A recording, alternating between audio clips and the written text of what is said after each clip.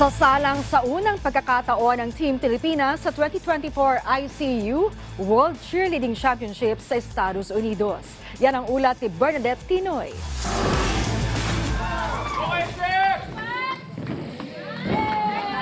Sa kauna-unahang pagkakataon, magpapadala ang Pilipinas ng National Cheerleading Team na sasabak sa 2024 ICU World Cheerleading Championships sa Orlando, USA. Sa pamamagitan ng Cheer Pilipinas, 24 na atleta at 3 reserves ang sasalang sa susunod na linggo. Ayon kay Cheer Pilipinas President Richa Canilao, bilang isa sa mga bagong National Sports Association na NSA, pinagsama-sama nila ang pinakamagagaling na atleta sa nasabing sports para sumailalim sa matinding training bilang paghahanda sa torneo.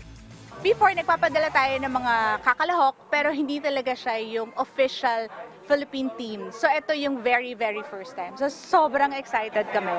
For 6 months, nagte-training na itong mga athletes na to. So hindi lang tayo sasalang na basta-basta. Kasi nakita mo naman kung gaano kahirap yung ginagawa nila, di ba? Talaga mga atletang every chance that they get, talagang kailangan nila mag-training. Aminado naman ng veteran cheerleader at assistant coach na si Ivan Carlos Unyo na hindi naging madali ang pagsasanay nila, lalo't karamihan sa mga miyembro ng pambansang koponan ay pawang nagtatrabaho na. Sa kabila naman nito, handa na anya silang ipamalas ang husay at galing ng mga Pilipino sa international stage. I think we prepared the most this time around. I am confident that whatever we will do at the Worlds will be the best that we can offer, and we promise that it will showcase the Filipino talent, and it will just pave the way for the future Team Pilipinas to come. The one thing that keeps us together is our love for the sport. We're passionate about cheerleading. We are passionate about our competitive spirit. We want to show our best.